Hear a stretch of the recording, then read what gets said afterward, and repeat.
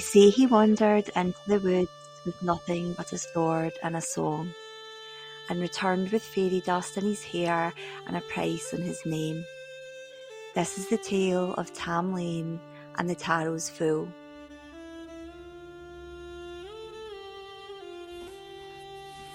Hello everyone, I'm Carrie from Sage in the Sky, and welcome to this series Tarot and Folklore.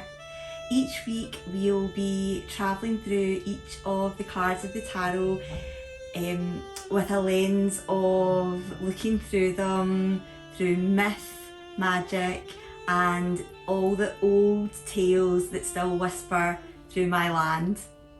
So we're going to begin today where a lot of journeys do, with the Fool. Card 0, wide-eyed and wild-hearted, and the energy guiding us through this card is the Scottish tale of Tamlane. In the borderlands of Scotland, where the trees lean close and the wind never quite forgets how to whisper, there lies a wood called Carterhaugh. No one went riding there, not unless they wanted trouble.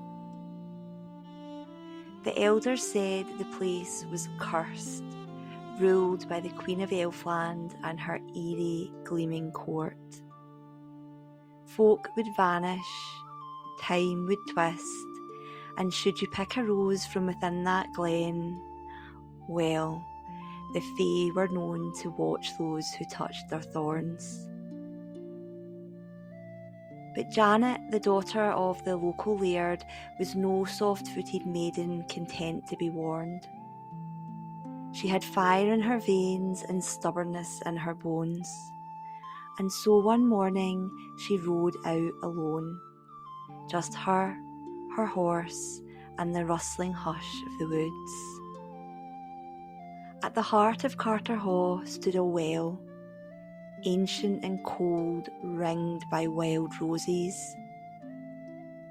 Janet dismounted, walked among the briars, and without hesitation picked a rose. And then a shadow moved. A man appeared as if conjured from air. He was tall, fine-featured, his hair like woven sunlight, his voice strange and slow. He told her his name, Tamlane.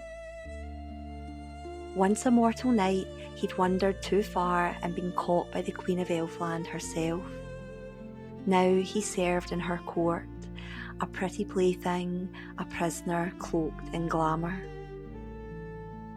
Janet and Tamlane spoke there beneath the trees, and perhaps it was fate, perhaps it was fairy mischief, but desire bloomed like the roses between them.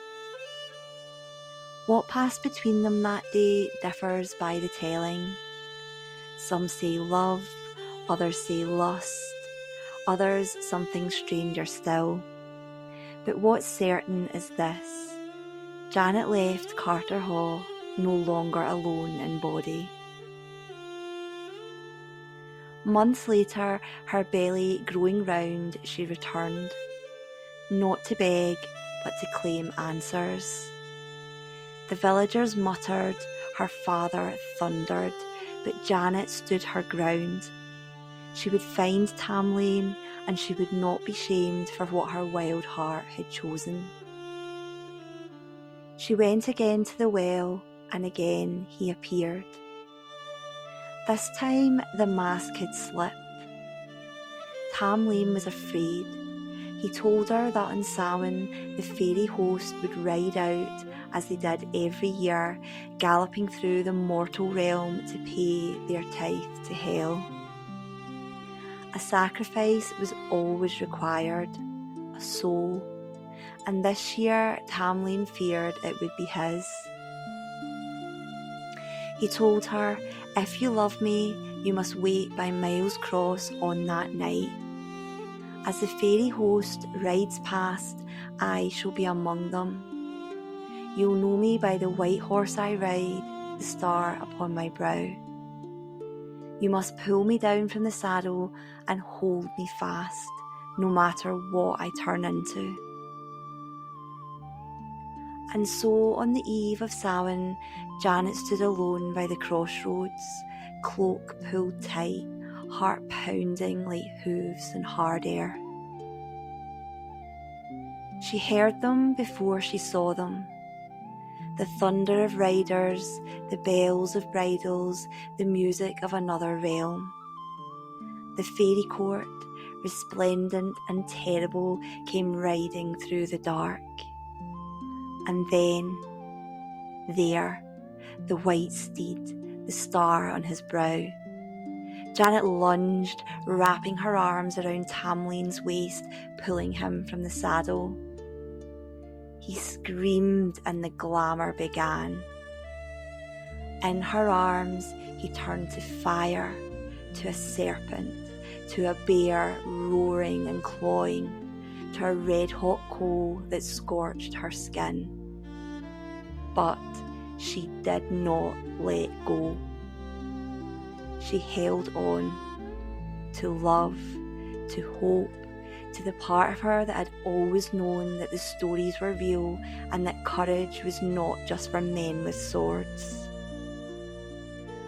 And when the sun rose, he was human, flesh and bone, free, saved by a woman who was never afraid to stray from the path. So this is the fool. Not a fool in the way the world mocks, but the one who walks willingly into the mystery. In the tale, we see Tamlane as a version of the fool. Once a night, he wandered into Carter Hall, enchanted by beauty, unaware of the cost. Like the fool, he crossed the threshold between worlds without a map or protection, just the wide eyes of wonder and a heart unguarded. But just as clearly, Janet wears the fool's boots too. She rides into the forbidden forest, dares to ask forbidden questions, and when the world offers her warnings, she says, "I choose to go anyway." The Fool card is often seen as naive, but truly it is brave. It marks the beginning of the journey before fear has dressed itself up as logic. It's the part of you that still believes the stars are speaking to you, that still thinks maybe magic is real. In this tale, the Fool's path is not without danger.